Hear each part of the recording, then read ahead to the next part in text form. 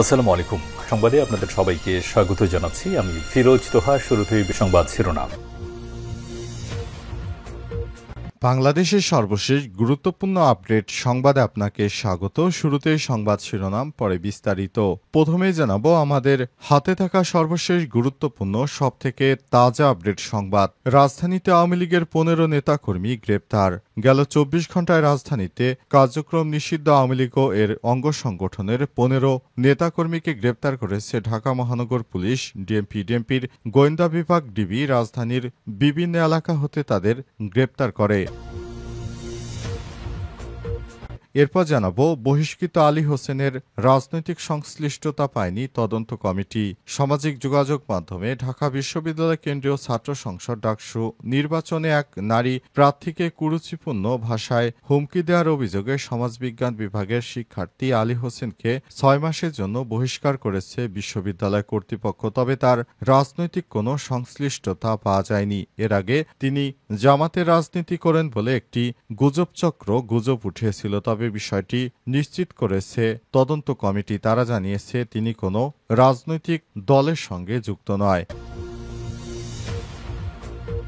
এদিকে S M ফরহাদের DUCSU নির্বাচনে বাধা নেই। ঢাকা বিশ্ববিদ্যালয় কেন্দ্রীয় ছাত্র সংসদ ডাকসু নির্বাচনে এস এম ফরহাদের অংশ নিতে কোনো বাধা নেই বলে জানিয়েছেন আপিল বিভাগ। তিনি নির্বাচনে ছাত্র শিবির মনোনীত প্যানেল জিএস এর সাধারণ সম্পাদক। আজ প্রধান বিচারপতি সৈয়দ রেফাত আহমেদের নেতৃত্বাধীন 7 সদস্যের পূর্ণাঙ্গ আপিল বেঞ্চে আপিলের শুনানি শেষে সংক্রান্ত আদেশ দেওয়া হয়।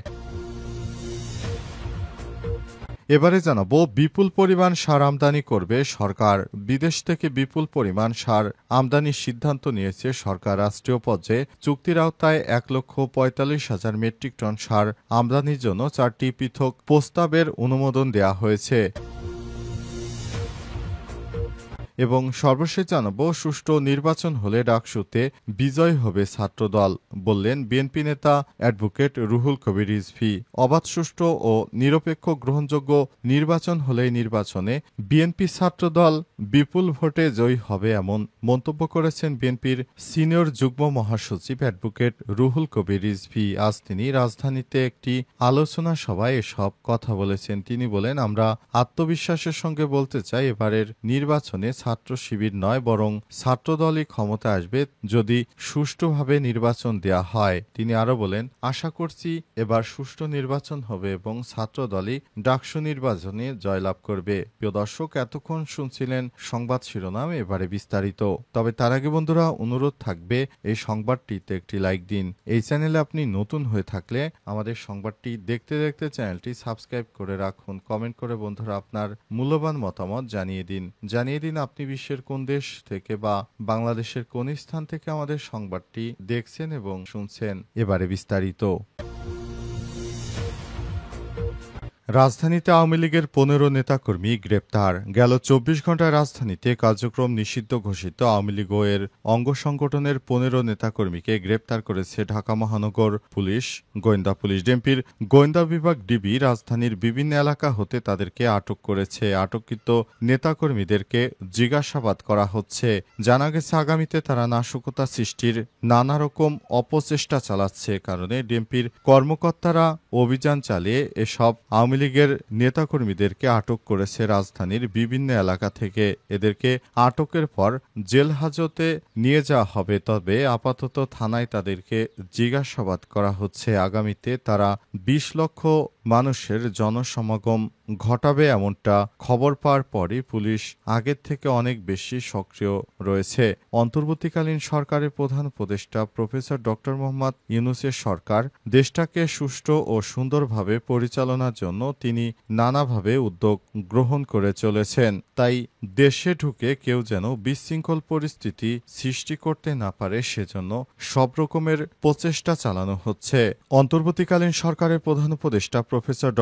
মোহাম্মদ ইউনূসের নির্দেশে রাজধানী ঢাকা থেকে এদেরকে আটক করা হয়েছে। বহিষ্কৃত আলী হোসেনের রাজনৈতিক সংশ্লিষ্টতা পায়নি তদন্ত কমিটি। সামাজিক যোগাযোগ মাধ্যমে ঢাকা বিশ্ববিদ্যালয় কেন্দ্রীয় ছাত্র সংসদ ডাকসু নির্বাচনের এক নারী প্রার্থীকে কুরুচিপূর্ণ ভাষায় হুমকি দেওয়ার অভিযোগে সমাজবিজ্ঞান বিভাগের শিক্ষার্থী আলী হোসেনকে ৬ মাসের জন্য বহিষ্কার করেছে বিশ্ববিদ্যালয় কর্তৃপক্ষ। তবে তার রাজনৈতিক সংশ্লিষ্টতার অভিযোগ প্রমাণিত হয়নি বলে জানিয়েছে তদন্ত কমিটি। বুধবার বিশ্ববিদ্যালয় জনসংযোগ দপ্তর থেকে পাঠানো এক সংবাদ বিজ্ঞপ্তিতে এই তথ্য নিশ্চিত করা হয়েছে। সেখানে প্রক্টরিয়াল বডি থেকে নিশ্চিত করা হয়েছে আলী হোসেন তার সঙ্গে রাজনৈতিক কোনো সংশ্লিষ্টতা পাওয়া যায়নি। তিনি শিবিরের রাজনীতির সঙ্গে জড়িত নয়। তিনি জামাত ইসলাম কিংবা শিবির কোনো রাজনৈতিক দলের নেতাকর্মী নয়। তিনি নিজের ইচ্ছাতে এই ধরনের একটি হুমকি দিয়েছিলেন, তাই তাকে বিশ্ববিদ্যালয়ের নীতি অনুযায়ী হল থেকে বহিষ্কার করা হয়েছে এবং ঢাকা বিশ্ববিদ্যালয় থেকে ৬ মাসের জন্য তাকে বহিষ্কার করা হয়েছে।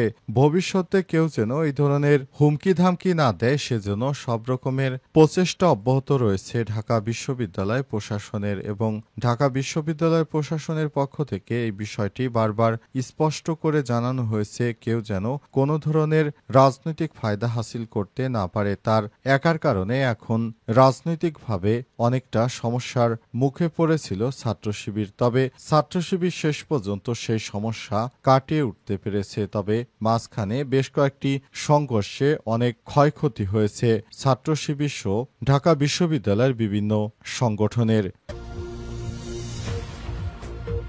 এস এম ফরহাদের ডাকসু নির্বাচনে বাধা নেই। ঢাকা বিশ্ববিদ্যালয় কেন্দ্রীয় ছাত্র সংসদ ডাকসু নির্বাচনে এস এম ফরহাদের অংশ নিতে কোনো বাধা নেই বলে জানিয়েছেন আপিল বিভাগ। তিনি নির্বাচনে ছাত্র শিবিরের মনোনীত প্যানেলের জিএস সাধারণ সম্পাদক পদপ্রার্থী। বুধবার প্রধান বিচারপতি সৈয়দ রেফাত আহমেদের নেতৃত্বাধীন ৭ সদস্যের পূর্ণাঙ্গ আপিল বেঞ্চে আপিলের শুনানি শেষে এই সংক্রান্ত আদেশ আসে।